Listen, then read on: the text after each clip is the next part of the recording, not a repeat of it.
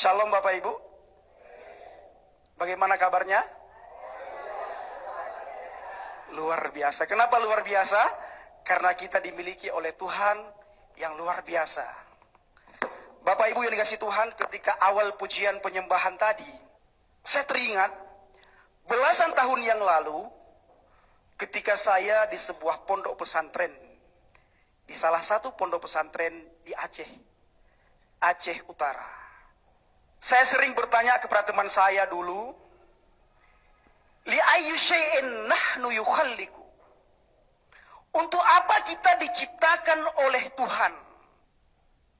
Hampir setiap sholat ba'dal maghrib, Bapak Ibu yang dikasihi Tuhan, Ustadz dan Ustazah kami berdiri di hadapan kami. Beliau mengutip sebuah ayat.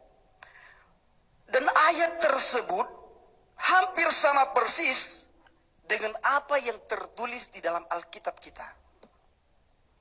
Wa ma khalaqtul jinna wal insa illa liya'budun. Aku tidak menciptakan jin dan manusia kecuali satu, menyembah aku. Apa Bapak Ibu? Menyembah aku. Di dalam pemazmur dikatakan, biarlah semua yang bernafas memuji Tuhan. Biarlah semua yang bernafas memuji Tuhan. Bapak Ibu, perlu Bapak Ibu ketahui, ketika Anda dan saya bersaksi tentang kekayaan, Anda sukses, malaikat di surga tidak akan bersorak-sorak. Malaikat bersurga tidak akan bertepuk tangan. Ketika Anda bersaksi dari miskin Anda menjadi kaya setelah mengenal Tuhan, mengikut Tuhan, malaikat di surga pun Bapak Ibu tidak akan menepuk tangan, bertepuk tangan, bersorak-sorak. No, tidak akan. Tahu Bapak Ibu, kapan malaikat bertepuk tangan? Ketika Anda dan saya bertobat. Disitulah malaikat bersorak-sorak. Berlibu-ribu, berlaksa-laksa malaikat bersorak-sorak ketika ada orang yang bertobat. Ketika Anda sukses, kaya, sembuh dari segala sakit penyakit, malaikat diam saja Bapak Ibu. Tetapi ketika ada orang yang bertobat, Anda dan saya bertobat, meninggalkan hidup lama, berpaling kepada Bapa Yahweh. Di situ Bapak Ibu, beribu-ribu malaikat, berlaksa-laksa malaikat, bertepuk tangan. Bukan berarti kesuksesan itu tidak penting, kekayaan itu tidak penting, itu bagian daripada kerajaan.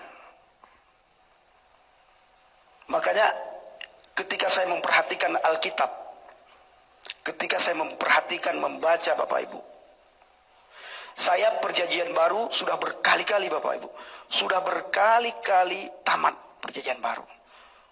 Bulan 8 besok saya pas 4 tahun menjadi pengikut Kristus, menjadi pengikut Hamasiah. Bulan 8 besok saya 4 tahun pas. Berkali-kali saya sudah tamat khatam kitab perjanjian baru. Perjanjian lama baru beberapa kali. Saya menemukan Bapak Ibu, orang Kristen itu punya 2 tingkat iman. Yang pertama mengalami berkat Tuhan, yang kedua mengalami Tuhan. Tetapi kebanyakan kita mengalami berkat Tuhan, belum tentu kita mengalami Tuhan. Kenapa Bapak Ibu?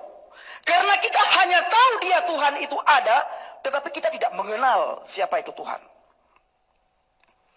Ketika kita kenal Tuhan, kita alami Tuhan, maka baru kita bisa bersaksi tentang Tuhan. Kalau tidak Bapak Ibu, kita tidak akan bisa bersaksi tentang Tuhan. Alami Tuhan. Bagaimana cara kita alami Tuhan? Baca firman Tuhan. Orang yang membaca firman Tuhan Bapak Ibu, walaupun orang tersebut tidak paham, tidak mengerti, itu ibarat orang gila memasukkan air ke sebuah keranjang. Saya buat gila Bapak Ibu. Begitu juga di saat saya di Muara, Di saat saya di Muara, di saat saya di pelabuhan di Tua Pejat, saya bunyikan handphone saya, Bapak Ibu. Ketika handphone saya bunyi, lalu saya silentkan handphone, saya ngomong sendiri. Shalom Pak. Oh, siapa ini? Oh, Pak Barnabas. Kenapa Pak? Oh, ada masalah apa Pak? Ya makanya Pak, datang kepada Yesus. Datang Pak kepada Yesus.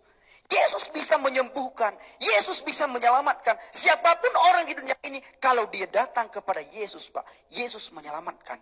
Saya saja Pak, orang Aceh yang tidak paham apa-apa. Bahkan saya pernah di pesantren 6 tahun. Saya bisa datang kepada Yesus. Bagaimana dengan Bapak?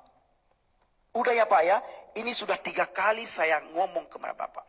Sudah 3 kali saya beritakan nama Yesus kepada Bapak. Sebelum ajal menjemput Bapak, tolong cari keselamatan, datang kepada Yesus. Udah ya Pak, shalom. Bapak Ibu tahu? Saya sakit, badan saya menggigil. Akhirnya saya bilang sama teman, saya tidak sanggup jalan kaki, ayo cari bot. Teman saya bilang, Pak Pendi, kalau kita cari bot itu mahal sekali. Tidak apa-apa saya bilang, carikan bot. Pasti kita punya uang, punya dana saya bilang. Dicarikan bot Bapak Ibu, rata-rata bot 500.000, 400.000, cuma mengantar kami. Ketika keempat bot kami cari, bot yang keempat Bapak Ibu, ternyata orang tersebut mu'alaf, yang kenal saya, yang tahun lalu kembali kepada Kristus. Beliau ngomong kepada saya, ini Pak Aceh ya? Iya saya jawab, kenapa Pak? Saya lihat kok lain, tahun lalu ada sedikit putih katanya. Sekarang kok tambah gelap sekali. Apa benar ini Pak Aceh atau bukan? Saya jawab, iya saya Pak Aceh. Saya ingin sewa bot Anda. Dibilang Bapak Ibu, dijawab, Pak Aceh silahkan pakai. Tidak perlu bayar. Pemeliharaan Tuhan Bapak Ibu. Nangis saya kemarin. Ternyata sampai saya di Muara Simprut Bapak Ibu, saya sembuh. Tidak ada sakit sedikit pun. Sembuh. Ternyata di Saidi Bapak Ibu, Simprut Tengah, mereka di sana lagi menunggu saya. Langsung telepon saya dari kemarin tidak aktif-aktif nomor saya. Beri kita akan mengangkat sebuah pujian. Pujilah Yahweh sebab besar cintanya. Bantu saya. Well.